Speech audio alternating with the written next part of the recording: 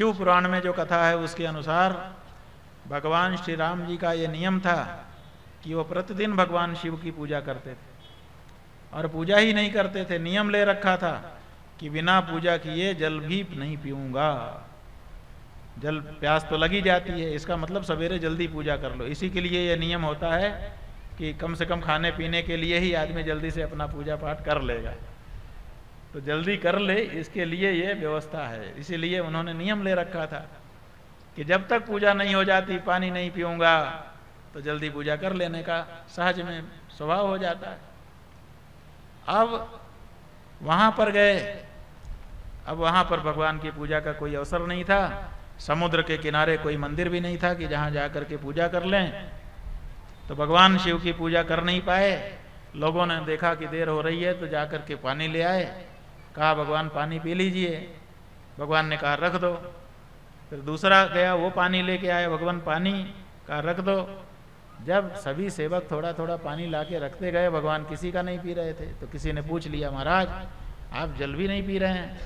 कहा भाई तुम लोग जानते नहीं हो, हमारा नियम है, हम भगवान शिव की पूजा किए बिना पानी नहीं पीते हैं।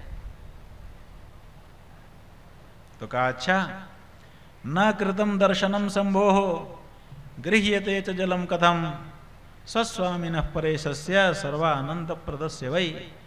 जब तक मैं पूजा या कम से कम दर्शन नहीं कर लेता भगवान शिव का, तब तक जलपान नहीं करता, मेरा ये नियम है।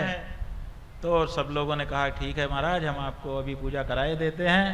तो तुरंत, और कुछ सामग्री तो थी नहीं, बालू का शिवलिंग बनाया गया और भगवान को कहा गया कि इसी में लोटा का जल चढ़ा करके आप शिव पूजा कर लीजिए और जलपान करिए। भगवान ने अपने प्रतिज्ञा की रक्षा की, और प्रतिज्ञा की रक्षा करके जब पार्थिव पूजा की और तब जल पिया, तो उसी समय जब पार्थिव पूजा कर रहे थे भगवान शिव प्रकट हो गए। कहा राम आज तुम्हारी भक्ति से हम प्रसन्न हैं।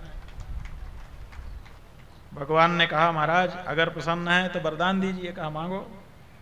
कहा रावण के ऊपर विजय। इस समय हम लोग जिस उद्देश्य से जा रहे हैं उसमें सफलता। भगवान ने कहा ठीक है तुम्हारी जय होगी। तो भगवान ने कहा महाराज एक और बात। कहा क्या? कहा जैसे मेरी विजय का आपने वरदान मुझको दे दिया, ऐसे ही जाने और कितने लोग कभी कभी धर्म युद्ध लड़ेंगे। जो तो धर्म युद्ध लड़ने वाले लोग हैं उनको भी विजय का वरदान यहीं पर रह करके आप दिया करिए, इसके लिए यहीं विराजमान होइए। कहा ठीक है हम यहीं रहेंगे और तुम्हारे नाम के साथ रहेंगे राम। आज से हमारा नाम रामेश्वर होगा, और जो धर्म युद्ध लड़ रहा होगा अगर आकर के मुझे प्रणाम करेगा तो उसको विजय का वरदान मुझसे प्राप्त होगा। तो भगवान वहां रह करके लोगों को विजय का वरदान भी दे रहे हैं, और ये कहा गया है कि जो गंगा जल ले जा करके चढ़ाता है उसको भगवान सायुज मुक्ति प्रदान करते हैं। जे गंगा जल आनी चढ़ाई ही ते सायुज मुक्ति नर पाई। जो गंगा जल चढ़ाएगा वो सायुज मुक्ति प्राप्त करेगा।